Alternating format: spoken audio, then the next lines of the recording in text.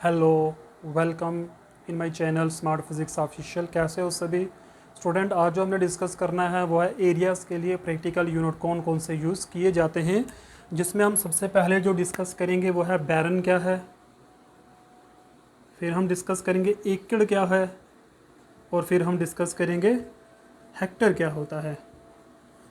बैरन, एकड़ और हेक्टर की हम बात करेंगे। ये जो हैं ये एरियाज़ के लिए यूनिट्स यूज़ किए जाते हैं। स्मॉलर यूनिट भी हैं इसमें और बिगर यूनिट्स भी जो हम यूज़ करते हैं। तो चलिए हम बैरन की बात करते हैं सबसे पहले। तो स्टूडेंट, बैरन क्या है? बैरन जो एरिया हम यूज़ करते हैं, बैरन जो यूनिट यूज़ करते हैं, ये हम स्मॉल डिस्टेंसेस के लिए एरिया निकालने में यूज़ करते हैं। कितने स्मॉल? एटॉमिक लेवल के ऊपर। फॉर एग्जांपल हमें एटम का क्रॉस सेक्शनल एरिया निकालना है तो हम हेक्टर या एकड़ की बात नहीं करने वाले। अगर हमें न्यूक्लियर क्रॉस सेक्शन निकालना है, न्यूक्लियर का रेडियस वगैरह निकालना है, या न्यूक्लियर का हमें बताना है कितना सरफेस एरिया है उसका, तो वो सब हम किस में कैलकुलेट करते हैं? बैरन के अंदर। याद रखना है, बैरन जो यूनिट है ये किसके लिए यूज़ किया जाता है? बैरन जो यूनिट है स्टूडेंट, ये किसके लिए यूज़ किया जाता है? It is used for measuring nuclear cross section. Nuclear cross section calculate करने के लिए हम इसका यूज़ करते हैं। अब क्वेश्चन है, एक बैरन किसके बराबर होता है? तो वन बैरन जो है ये बराबर होता है 10⁻⁻28 मीटर स्क्वायर के। तो this is very very small unit student. 10⁻⁻8 बहुत ही छोटा यूनिट है। तो जो बैरन है हम किसके लिए यूज़ करते हैं? जैसे मैंने आपको अभी बताया है, ये हम यूज़ करते हैं nuclear cross section. This is very important. Nuclear cross section निकालने के लिए हम बैरन का यूज़ करते हैं। एटॉमिक का भी हम यूज़ करते हैं। एटॉमिक लेवल पर इलेक्ट्रॉन प्रोटॉन हो गए, इनके लिए ये बैरन का ही यूज़ किया जाता है। अब स्टूडेंट, दूसरा है हेक्टर। एकड़ क्या है? पहले हम एकड़ की बात कर लेते हैं, फिर हम हेक्टर की बात करेंगे। अब स्टूडेंट, जो एकड़ है ना, एकड़ हम यूज़ किसके लिए करते हैं? लार्ज एरियाज जो होते हैं, लार्ज एरिया के लिए। लार्ज एरिया अगर कैलकुलेट करने हों तो फॉर एग्जांपल आपने मकान बनाना है, कितने एकड़ के अंदर आपका मकान है, ठीक है ना? तो एकड़ हो गए। जो बिगर एरियाज हैं हमारे पास, उनके लिए हम एकड़ का यूज़ करते हैं। अब एक एकड़ किसके बराबर होता है? 1 एकड़ ये होता है 4047 मीटर स्क्वायर। 4047 मीटर स्क्वायर जो है एक एकड़ होता है। ओके, याद रखना आपने। अब नेक्स्ट है हमारे पास हेक्टर किसे कहते हैं? हेक्टर जो है स्टूडेंट, ये भी लार्ज एरियाज के लिए, मेजरिंग लार्ज एरिया, ये यूनिट है। इसको कहाँ पर यूज़ करते हैं? मेजरिंग लार्ज एरिया में। अब एक हेक्टर किसके बराबर होता है? तो याद रखना है, 1 हेक्टर बराबर होता है 10⁻⁴ मीटर स्क्वायर के, यानी 10⁻⁴ कितना? 10,000 मीटर स्क्वायर। 10,000 मीटर स्क्वायर के बराबर होता है। यानी मैं अगर कहूँ 10 किलोमीटर स्क्वायर, 10 किलोमीटर स्क्वायर के बराबर होता है। तो स्टूडेंट, ये थे हमारे पास जो यूनिट हमने डिस्कस किए थे एरिया कैलकुलेट करने के लिए। अब हम बात करते हैं मासेस कैलकुलेट करने के लिए हम कौन कौन से यूनिट का यूज़ करते हैं। स्मॉल मासेस हो चाहे हमारे पास हाई मासेस की अगर हम बात करें, बिग मासेस की अगर हम बात करें, लार्ज मासेस की अगर हम बात करें, तो हम कौन कौन से यूनिट का यूज़ करते हैं। तो चलिए हम उनकी बात कर लेते हैं। ये था एरिया के लिए। ओके,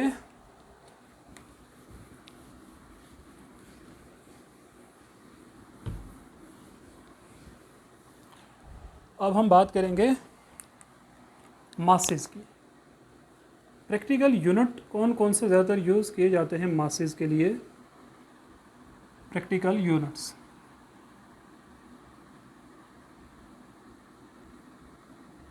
तो मैं नाम लिखता हूँ, आपने देखना है। पहले स्मॉलर की बात करते हैं, पहले हम लार्जर की बात कर लेते हैं, ठीक है ना?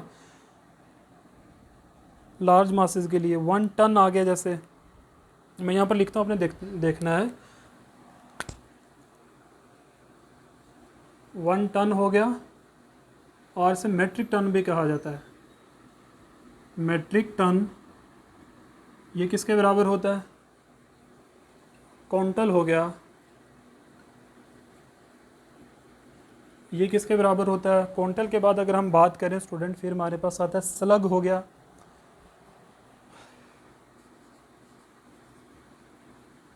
स्लग हो गया, उसके बाद पाउंड हो गया हमारे पास, ठीक है, पाउंड हो गए हमारे पास। फिर नेक्स्ट है हमारे पास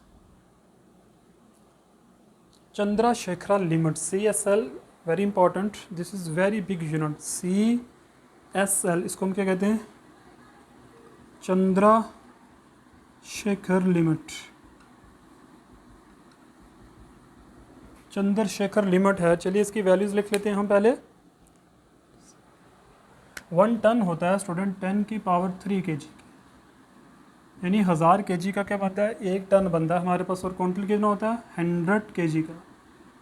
ओके, स्लग जो है होता है 14 पॉइंट, इसकी जो वैल्यू है 14.57 kg जो है, ये हमारे पास क्या बनता है, एक स्लग बनता है। और 1 पाउंड जो है 0.453 kg का होता है, ठीक है। और चंद्रशेखर लिमिट की अगर मैं बात करूं तो स्टूडेंट ये very important, this is 1.4 into mass of sun. जो मास ऑफ सन है उसको आप 1.4 से मल्टीप्लाई कर दो तो ये आपकी क्या निकलेगी, चंद्रशेखर लिमिट निकल कर आ जाएगी हमारे पास। ये थे मेरे पास unit. CSL Chandrasekhar limit is the largest unit for measuring mass, ये भी अपने याद रखना है। ये जो है CSL क्या है, largest unit for measuring mass. Okay, तो अगर मैं बात करूं ये सारे के सारे जितने यूनिट हमने पढ़े कौन से हैं, लार्जर थे स्टूडेंट, कौन से थे। अब स्मॉलर यूनिट हम कौन सा यूज़ करते हैं, तो हम यूज़ करते हैं atomic mass unit. Atomic mass unit हम यूज़ करते हैं स्मॉल मासिस का मास कैलकुलेट करने के लिए। तो चलिए हम बात करते हैं 1 एटॉमिक मास कितना होता है, 1 एटॉमिक मास यूनिट कितना होता है। मैं इसको रब कर देता हूँ।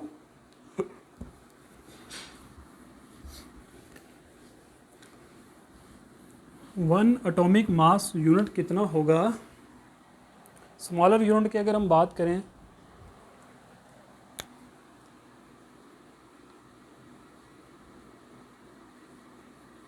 स्मॉलर यूनिट फॉर मासेस, तो वो कौन सा है हमारे पास, उसको हम बोलते हैं AMU। इस तरीके से लिखते हैं इसको, A.M.U। इसको क्या रीड करते हैं, यह है atomic mass unit. Atomic mass unit होता है। अब ये बराबर किसके होता है, 1 AMU किसके बराबर होता है, 1 AMU बराबर होता है 1.66 इंटू 10⁻27 kg। इसको हम प्रूव भी करेंगे नेक्स्ट क्लास के अंदर। फिलहाल आप याद रखो इसकी वैल्यू क्या है, दिस इज 27।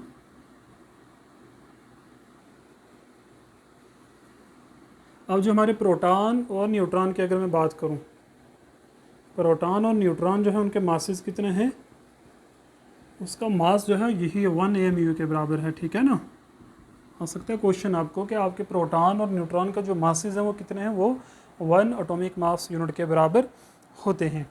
अब स्टूडेंट इसके बाद जो हमें डिस्कस करना है वो प्रेशर के यूनिट हम डिस्कस करेंगे। पहले आप ये देख लो फिर हम आगे मूव करते हैं।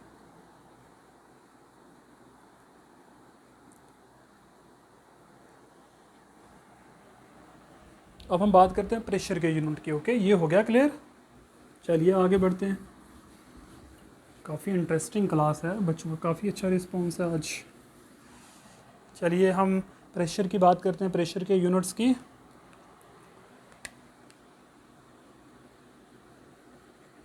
प्रेशर होता है force upon area, force upon area. इसके जो यूनिट्स होते हैं वो हम जो यूज़ करते हैं मैं आपको वो बताऊंगा। प्रैक्टिकल यूनिट जो है वो कौन कौन से हैं इसके।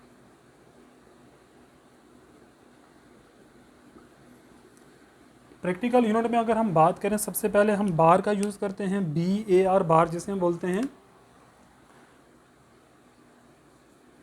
बार।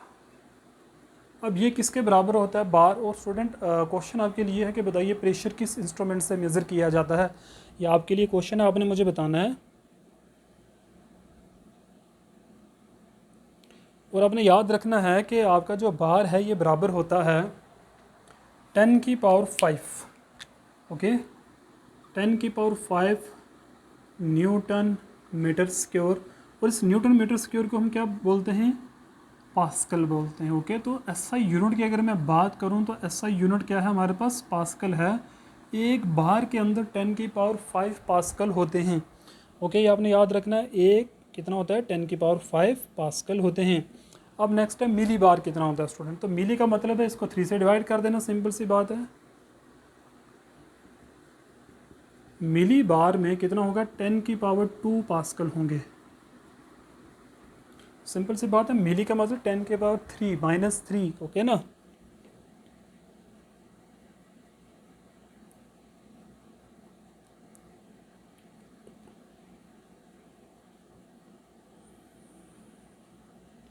अब स्टूडेंट एक आपने याद रख लेना, एक यूनिट हो रहा है टोर, TORR। टोर क्या होता है, ये हम एक यूनिट यूज़ करते हैं प्रेशर मेज़र करने के लिए, और ये कितना होता है 1 mm ऑफ Hg कॉलम। आपने याद रखना है 1 mm of Hg column. Hg क्या है, मरकरी होता है, ठीक है ना, जिसमें प्रेशर को मेज़र करते हैं। 1 mm ऑफ Hg कॉलम हो गया, ठीक है ना। यहाँ पर क्या है 1 mm। तो ये कुछ प्रेशर के यूनिट है स्टूडेंट हमारे पास। अब एक जो हम खास कर जो हम यूनिट यूज़ करते हैं, ज़्यादातर जो यूनिट यूज़ किया जाता है वो कौन सा है, वो मैं आपको बताता हूँ। यहीं से मैं आपको बता देता हूँ स्टूडेंट, 1 एटॉमिक प्रेशर, जो एटॉमिक मास प्रेशर हम जो मेज़र करते हैं ज़्यादातर, 1 एटॉमिक प्रेशर जो होता है, sorry atmospheric pressure, atmospheric pressure वो कितना होता है, ये आपने याद रख लेनी है। जो वैल्यू है ये बड़ी इंपॉर्टेंट है, 760 है ये, 760 mm ऑफ Hg। Hg क्या है स्टूडेंट, मैंने अभी आपको बताया Hg क्या हमारे पास, ये हमारे पास क्या है, मरकरी का सिंबल है, कॉलम। तो ये जो यूनिट है ये आपने याद रखना है, this is very very important. Okay, 760 mm होता है ये Hg कॉलम। जो एटमॉस्फेरिक प्रेशर, हम जो हमारा एटमॉस्फेयर का जो प्रेशर है वो कितना 760 है। ओके, ये आपको क्लियर रखना है। अब स्टूडेंट लास्ट पर जो हमारे पास बचता है वो है टाइम के लिए जो हम यूज़ करते हैं। तो जैसे मून डे की अगर हम बात करें, सोलर डे की अगर हम बात करें हमारे पास, और एक बड़ी इंपॉर्टेंट है शेक क्या होता है। तो ये कुछ मैं डिस्कस कर देता हूँ आपके सामने, तो फिर हम आगे मूव करते हैं, ठीक है।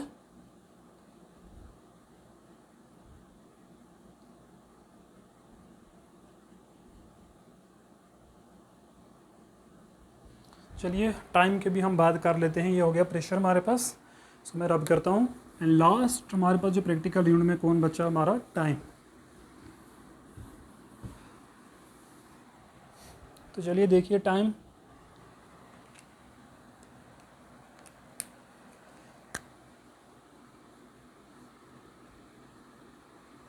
Time practical unit,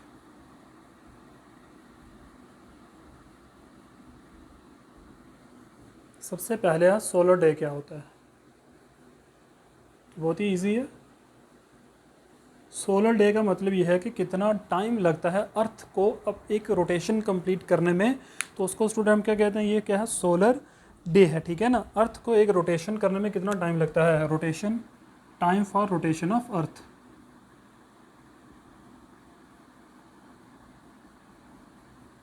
time for rotation of earth, तो कितना टाइम लगता है, 24 आवर्स। ओके ना। फिर बात करते हैं हम सोलर ईयर की। सोलर ईयर क्या होगा हमारे पास, सोलर ईयर का मतलब कितना टाइम लगता है अर्थ को एक रिवॉल्वेशन करने के लिए, उससे हम क्या कहेंगे, ये क्या है, solar year. Time for revolution of earth. Rotation का मतलब है अपनी जगह पर घूमना, और रिवॉल्वेशन का मतलब है ऑर्बिट के अंदर सन के अराउंड घूमना, इसको हम बोलते हैं रिवॉल्वेशन हो रही है। तो स्टूडेंट कितना टाइम लगता है 1 ईयर का, इक्वल टू 365 डेज। ज़्यादातर तो यही है 365 डेज। अब है एक लीप ईयर, एक टर्म है लीप ईयर।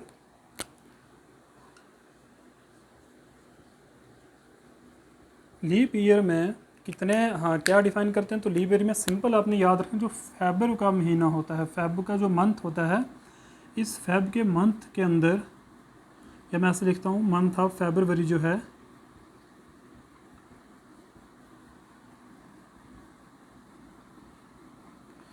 फेब्रुवरी के मंथ में स्टूडेंट सिंपल आप शॉर्ट में ही हम लिख देते हैं फेब कितने होते हैं 29 डेज़ होते हैं फेब्रुवरी के महीने में। ओके, तो कितने डेज़ होते हैं 29 डेज़ होते हैं हमारे पास फेब्रुवरी के अंदर, या इसको हम फेब्रुवरी भी बोलते हैं, RUARY फेब्रुवरी, ठीक है ना। This is 29 days. कभी कभी मिस्टेक हो जाती है स्पेलिंग के, स्टूडेंट भूल जाता है इंसान। 29 डेज़ होते हैं, ठीक है ना। इस हिसाब से 366 डेज़ बनते हैं एक लीप ईयर के अंदर। तो डेज़ पूरे साल के अंदर अगर हम बात करें तो उस वक्त एक साल के अंदर कितने दिन बन जाते हैं लीप ईयर में, या हम सिंपल अगर बोलें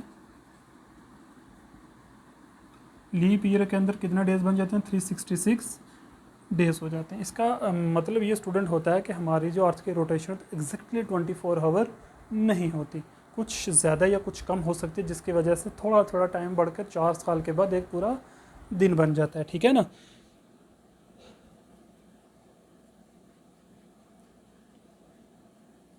एंड लास्ट पर अगर मैं आप बात करूं तो ल्यूनर मंथ क्या होता है, ठीक है ना। ल्यूनर मंथ किसे कहते हैं तो वो हम बात करते हैं, फिर हम ख़त्म करते हैं। नेक्स्ट जो टॉपिक हमें डिस्कस करना है वो है ल्यूनर मंथ। एक्चुअल में किसको कहते हैं, मून के rotation around the earth. Simple सी बात है, rotation of moon around the earth है स्टूडेंट। ओके, सॉरी रोटेशन नहीं हम कहेंगे, रिवॉल्वेशन होती है यहाँ पर। जब किसी प्लेनेट या किसी और की बात हम करते हैं उसके अराउंड घूमने को हम रिवॉल्वेशन कहते हैं, अपने ही एक्सिस पर घूमने को क्या कहते हैं, रोटेशन कहते हैं। तो मैंने यहाँ बात की थी अर्थ की, तो revolution of moon around the earth.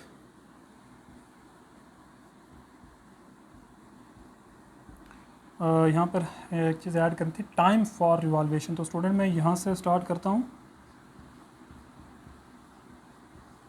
Time for revolution of moon around the earth, उसको हम क्या कहेंगे, ल्यूनर मंथ कहेंगे। और 1 ल्यूनर मंथ किसके बराबर होता है, 1 ल्यूनर मंथ बराबर होता है 27.3 डेज़ के,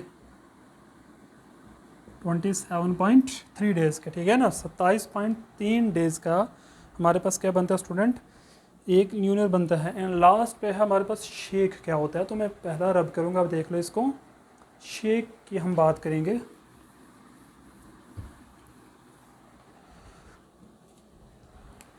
शेक नंबर 5 पर जो है हमारे पास, शेक क्या होता है। तो शेक आपने याद रखना है, 1 शेक जो है वो बराबर होता है, रिमेंबर इट, 10 की power -8 second. This is very very small. ये स्टूडेंट सबसे स्मॉल टाइम जो है हमारे पास वो क्या है, small time, small unit of time अगर मैं कहूँ तो ज़्यादा अच्छा रहेगा। स्मॉल यूनिट ऑफ टाइम जो हमारे पास वो क्या है, शेक होता है हमारे पास, ठीक है ना। तो स्टूडेंट ये थे हमारे पास कुछ प्रैक्टिकल यूनिट जो मैंने ख़त्म किए। नेक्स्ट हमने जो टॉपिक डिस्कस करना है वो हमारा डायमेंशन का रहेगा। तो okay, thank you very much, have a nice day. Okay.